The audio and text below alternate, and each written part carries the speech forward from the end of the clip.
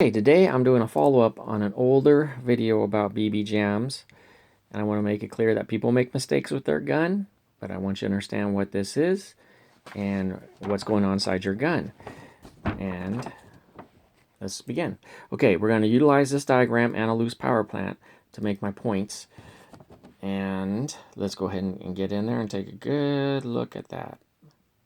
Okay, so that represents your power plant. This is like a cutaway. There's your mainspring. There is your air tube right there. Okay, and I'm using the real one to help out with this. So what happens when you cock your gun, a BB comes down, you put your gun up, a BB comes down to a magnet about right there. All right, and then when the gun is cocked, it comes right behind here, right behind that block. And then when you pull your trigger, it zooms forward.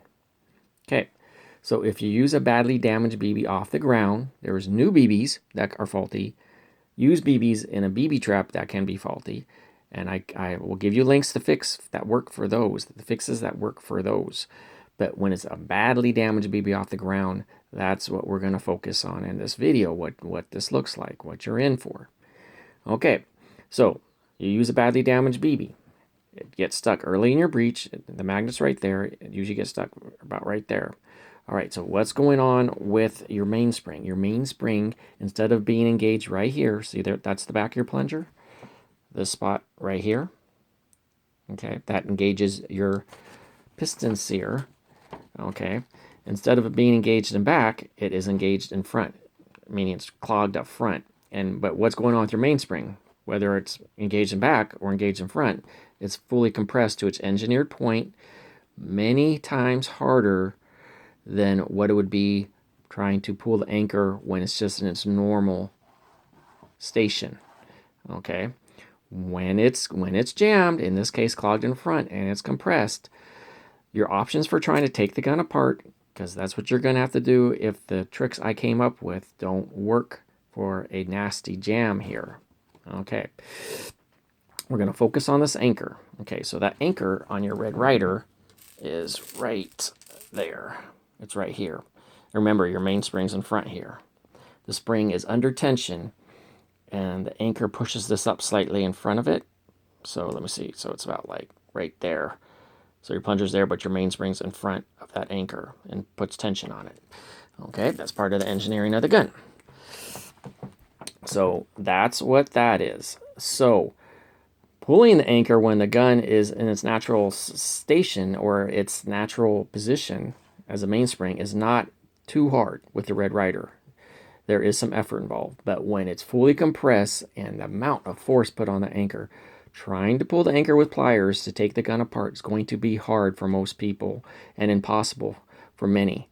Okay, the other one is getting two strong rods. So imagine two rods much bigger and thicker than this, like a compressor style. There's one compressor style that does that. Okay, so here, let me get that. All right. So what happens is, okay, so if you try doing that with the rod, okay, there we go. Okay, if you try doing that with two, you do a rod on each side, and you're trying to push that spring forward just a little bit more to get enough play that you can take this out, a friend takes it out, or you have your free hand takes that anchor out. So now what are we focusing on? Removal of the anchor. And why is that important? Because it neutralizes the spring and you can take your gun apart safely. Other options, like trying to hammer on the back of this, the guys at the gun shop said that's not a fix. That's going to make sure that you damage the air tube and split open your barrel, and that is a move strictly for just trying to salvage the mainspring, meaning you're giving up on the gun overall. It's going to damage the front and split open your barrel. So that's not a good fix option. Focusing on the anchor right here and trying to pull it or slightly compress it with some very stiff rods. Some people will do it. A lot of people will fail to do that. So that's what you're looking at there. So, okay, so now let's go on and talk about breech access. So this is a Boy Scout. The Frontline single pump for the Daisy company now is the 2840, but it's basically identical. So what happens if I get a breech jam in this? Okay, I cock it back, and then I run a rod through here.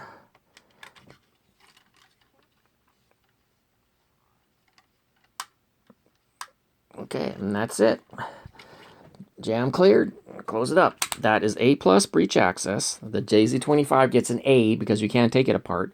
The Red Ryder has to be given, you know, like a D+, because I did come up with tricks to clear this if it's a faulty new BB or mildly damaged used BB. But I badly damaged BB off the ground or something like that. It's, you know, the breech access really is, it's like a D or an F even. So that's not the strong point of the gun, but everybody loves the magazine, how many BBs it has, that type of thing. You only have to one move to cock it. But to enjoy it, I decided after getting a BB jam with a new BB to just go with elite BBs. So Avanti and Umarex, semi-elite and elite BBs. Do they cost more? Yes, but what do I get? I get increased accuracy, performance, and the reduction of any potential jam in the breech.